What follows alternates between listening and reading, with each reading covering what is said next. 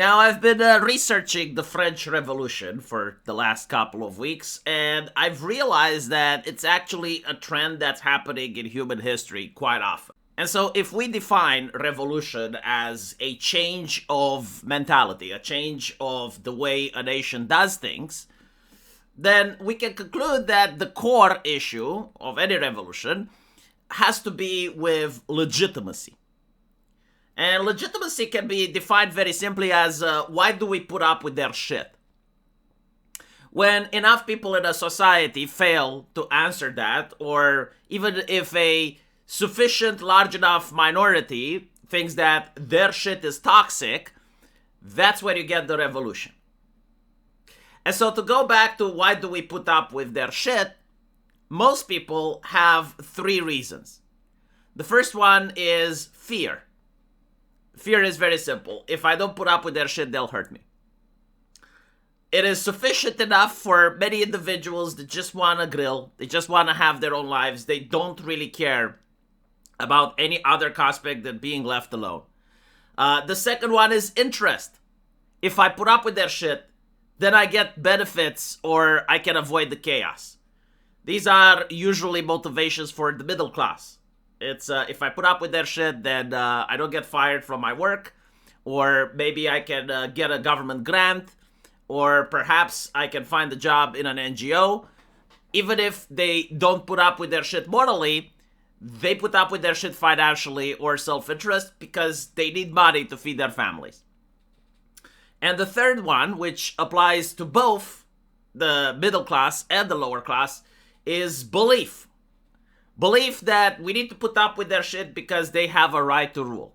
Whether the right is sacred, whether it's legal, whether it's traditional, it doesn't matter as long as it justifies why the people in power should remain in power.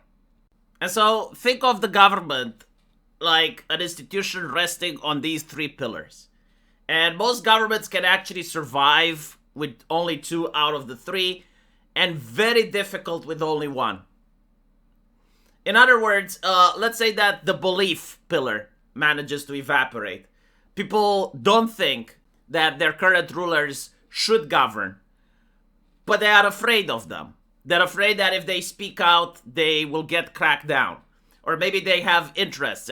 A perfect example of this is communism. In the Soviet Union, no one believed that the Politburo is staffed with highly competent, intelligent people that ought to rule. Quite the contrary. Everyone knew that they're incompetent. Everyone knew that they're corrupt. But the reason they had legitimacy, in other words, the reason people put up with their shit, is because number one, fear. They were afraid that if they speak out, they get arrested. And number two, it was interest. They generally believed, like, without these people, the Nazis are coming. Because Stalin actually managed to defend them. And even after communism fell, the word fascism still reigns powerful in Eastern Europe because they would listen to their grandmother's horrors of World War II.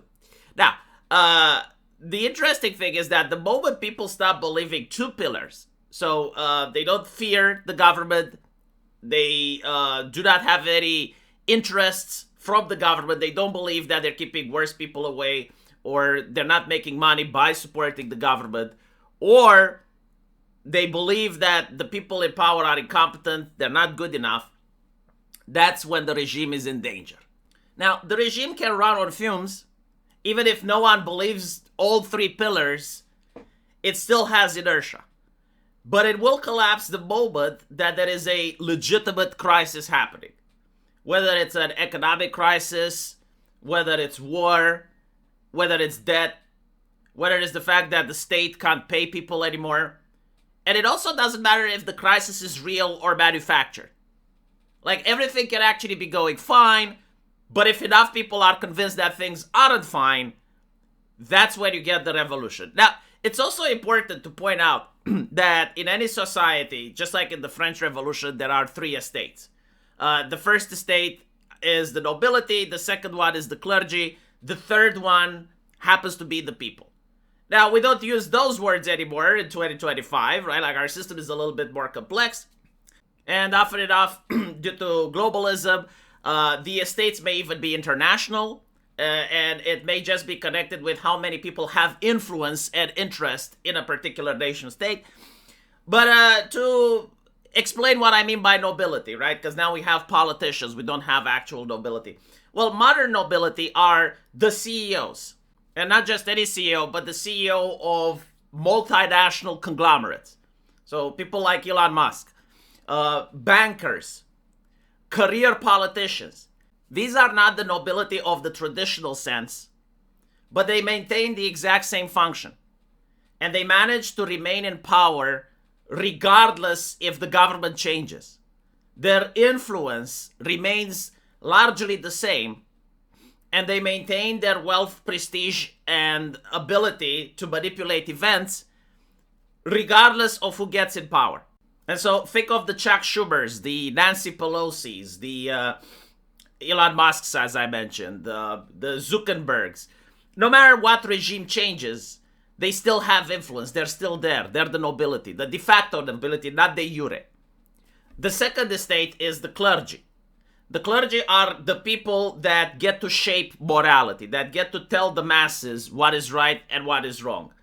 And here you have the ones that have prestige in the academia, the ones that set the protocol at the World Health Center, the Dr. Fauci's of the world, if you will, the Robin DiAngelo's, even content creators, like, for instance, Hassan Piker, which speaks to tens of millions of people. You can have people on the other side, like the Lotus Eaters, or Matt Walsh, or Tucker Carlson. It doesn't matter if you agree or you disagree with them. Their whole existence is, number one of privilege. Like, they do have a lot of wealth in order to affect certain things in the world. But more importantly, they have tens of millions of people listening to them and actually valuing their judgment. And finally, you have the people, which is pretty much everyone else. Like, here you have the truck drivers, here you have the farmers, here you have the plumbers, the people that work in stores, the people on welfare, everyone else that's not part of the first or the second estate. And so, to go back to what I said, in order to have a revolution, it's not enough for a system to just have an actual breakdown.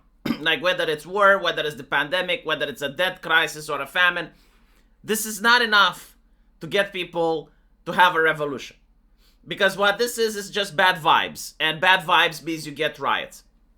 But when you have bad vibes and a loss of legitimacy and the elite splitting and the broken state, that's where you get the MAGA movement. So if you think about it, the MAGA movement is, number one, people don't fear the system anymore. It's like, okay, I get called a racist, so what? Okay, I get called misogynist, so what? You have genuine crises. People have gone out of a business. They can't pay the electricity bills. They are afraid that the situation gets worse. They do not benefit from the ones in power anymore. Especially, this is why straight white men didn't vote for Kamala Harris. It's like, what exactly is she offering us? And the other question is she keeping worse people from getting in? And if the answer in the minds of most people is no, then again, there is a loss of legitimacy in the regime. Now, here's the interesting part. The third estate, the people, they definitely have a sense of understanding what is right from wrong. They just can't articulate it. Like, in the past, they would say something like, this is not how a just king is supposed to act. This is not in the interest of the nation. This is not how a just ruler behaves. They have like a universal morality, if you will, that cannot be articulated. They cannot really put it into words. And so the problem that this does is that they can have local riots and they can have like local grievances, but because they cannot express their grievances in a universal way, usually the bad things that happen in a province may not happen the same in another province, even though the same system is causing bad things to happen in both places. So, for example, housing prices can go sky high because of raising crime and immigration. And another person can be desperate because their child is taken away since they had a divorce with their mother and then misgendered the kid. Now, both of these things are happening because of the same system. However, most people don't know how to articulate it. And this is where the elites and the semi-elites, right? The nobles, the lawyers, the journalists, the academics, the YouTubers, the content creators, they start forming a unifying ideology. And they rally behind things like rights of man, socialism, nation, Sharia, the true church, religion, right? Like they're basically like framing the grievances in a way that the masses can rally behind and understand. And so in a revolution, you have to get the fact that the second estate, which is usually the brains behind most of these operations, are not going to be on the streets. Like, you're not going to see the doctors, the lawyers, the academics with the pitchforks and the torches. But you are going to see a general thing that's affecting society, like the bad vibe, if you will. And the middle class is going to explain to the peasantry why the bad vibe affects them, why they need to fight. And they're going to be the ones on the street. And they're going to be financed by the middle estate. They're going to be provided the logistics, the apparatus, the microphone, so that they can do the damage. And by 2025, I have to say, like, the middle estate is operating at a level beyond anything we saw in human history because they have technology, right? Like, they have social media algorithms. They know how to operate with bots. They know exactly how to tell different stories at the same time to different masses of people. Like we saw during the pandemic, how they managed to tell people it's like, you need to stay indoors because it's safe and grandma can get the flu. And then they were like, no, you need to go out and you need to protest Black Lives Matter. Keep the businesses locked down, get people on the streets, right? This is now done to an art form. And the technology exists so that you don't just have a unifying message to the masses, but you know what each individual cares about, and you tell him specifically what he needs to hear in order to believe that the government has a loss of legitimacy and in order to get him to do activism, whether it's on the street or in the cyberspace. And so, let's go to what happened with the woke movement, right? The woke movement comes in because of a loss of legitimacy of the previous movement. Like, a lot of people don't like mentioning this, right? But the Bush era, they fucked it up really bad. And then the Obama administration took advantage and they created the woke movement. The woke movement ends up losing legitimacy pretty much after COVID. And when that happens, you now have the MAGA movement. Now, what James Lindsay is trying to do is he's basically going around and trying to say, oh, the woke right this, the woke right that, by basically trying to say that the woke don't have legitimacy. But what he fails to understand is that, okay, well, he does have elites on his side. Like, there are a lot of individuals that do not like the MAGA movement that are wealthy, and they could rally to his cause. But the peasantry, they do not get the bad vibes yet. The MAGA movement still has its 3 pillars. It does promote fear. A lot of corporations are now afraid to hoist the rainbow flag. They are afraid to speak out against political figures the way they used to. We saw after the Charlie Kirk assassination how the left was terrified of posting stuff online because they would get fired. So that pillar is not very strong, but it exists. The second one, the interest pillar. People want the MAGA administration because they believe without the MAGA administration, you get worse people. And so it doesn't matter on how many Epstein scandals Donald Trump is involved. If people think it's like, okay, but like if he steps down, you're probably going to get someone else that's also involved in an Epstein scandal. And on top of that is going to make my life worse. And this is why, like, leftists are baffled and confused. It's like, well, yeah, but, like, your president is a pedophile. Why don't you care? It's because people do not believe that if Donald Trump steps down, you'll actually get someone that's clean. They think it's like, okay, he steps down because he's dirty, and you get another person that's also dirty, and on top of that is going to make my life shit. And finally, and this is also important, there is no grievance happening right now. Like, people aren't genuinely persecuted. You gotta understand, by the way, like, persecution is subjective and relative, right? Like, compared to what? Compared to the woke era. That's what people compare it to the previous era. Is the internet better now than it was during the Jack Dorsey time? And so far, most people say yes. Am I allowed to have more freedom than I did during the Joe Biden administration? As long as people say yes, then they will support the regime. And so Lindsay has basically not waited for the opportune moment, right? Like the pillars are standing, and more importantly, there's no grievance in order for him to capitulate on. Like if you were to see artists getting fired or black people not getting jobs just because of their skin color, and it would be systemic and happening en masse, then of course, people like James Lindsay could actually say, okay, well, the woke right.